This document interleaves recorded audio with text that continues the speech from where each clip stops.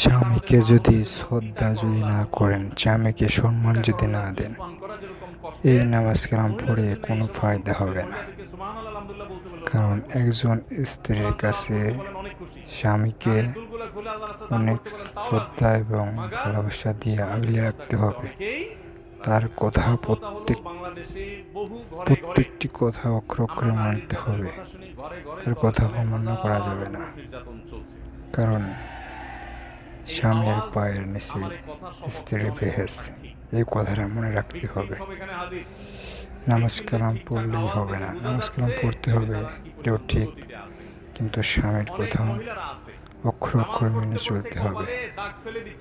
বোরকা তো পরে পরে হাত মোজা পা মোজাও মেনটেন করে, মাশাআল্লাহ। অনেক মহিলা আছে যে তার নেক আমলের কোনো কমতি নাই, কিন্তু স্বামীটাকে মানুষও মনে করে না। সকাল বিকাল ঝাড়ির উপর রাখে, সকাল বিকাল দৌড়ের উপর রাখে,